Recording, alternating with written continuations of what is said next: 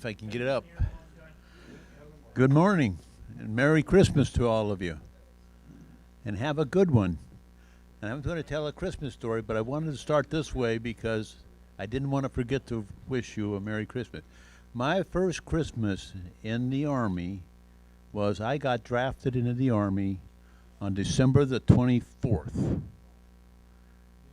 And my first night in the Army, I stayed at the Lexington Hotel on the Army in Oakland.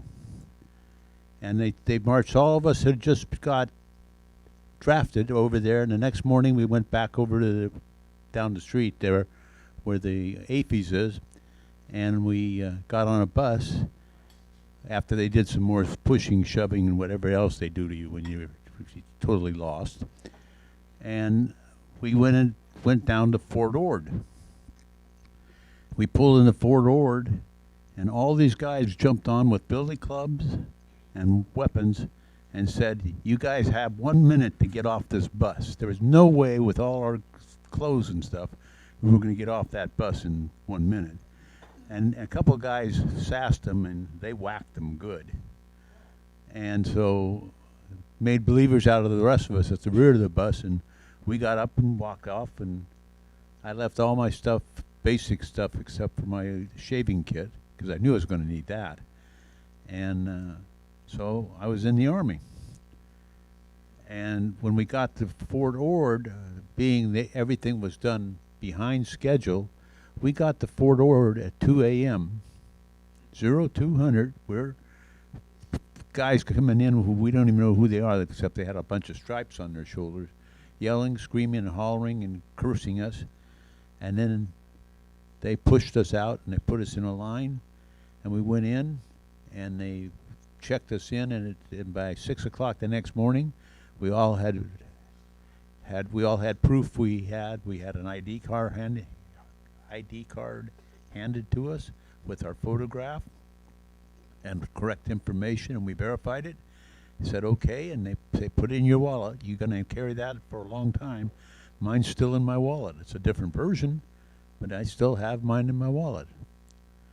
But anyway, it was interesting because my next duty station I went to, when we got out of basic training, they gave us, I think it was 10 days off or something like that. Anyway, whatever, it didn't matter about that. But I was home, and my lady friend and I decided we wanted to get married. We'd been going together for 5 years, so it wasn't like we didn't know each other. And so we got married while I was home. One of the worst chewings out I ever got was when I got back to Fort Sill, and the battery commander found out that I was married, and he didn't know that.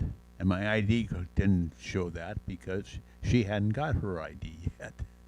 Anyway, so we plugged through that, and I got out of there, and I have never been in a more miserable place. Well, I have been, but this one was, I had no idea what Oklahoma would be like, and I do now. I've been back once since then.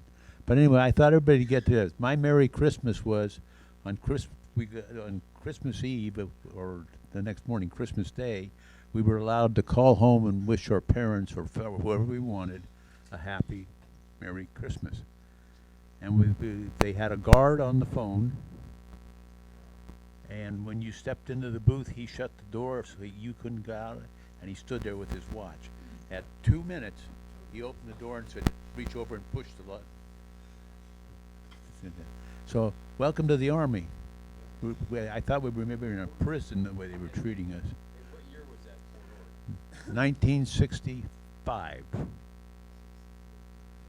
And I've 66, I was already in Germany.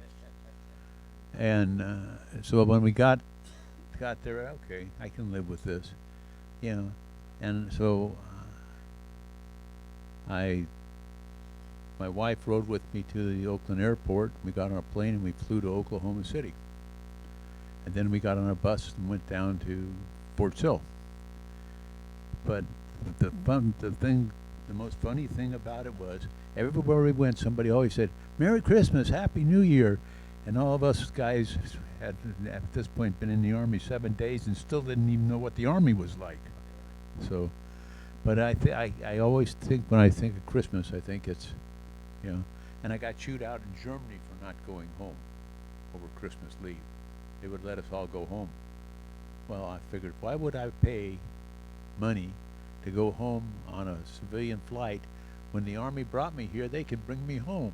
And I waited till I was on my way home, and my wife had already left, and we're still married, and that's what, 50 some odd years. And but it's interesting.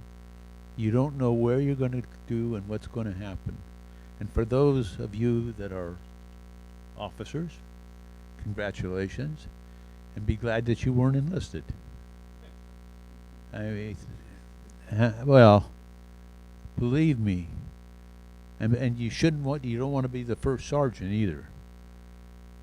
I was a first sergeant, and I was evaluating a unit, and all of a sudden I couldn't find anybody in the unit. I said, "Where did everybody go?" And they said, "Oh, they're out there. The first sergeant's looking for everybody hid." And everybody loaded up their M16s with blanks. And they crept up on him, and when he was yelling for me, "Can you get the guy out of the hiding?" Somebody said, "Fire," and everybody fired. And the first sergeant had black marks all over his uniform, his face, and everything. And we all started laughing and walked away. And he couldn't prove who did it. So we got chewed out, and we got to dig trenches in the middle of the desert in Oklahoma. And the trenches became our latrine.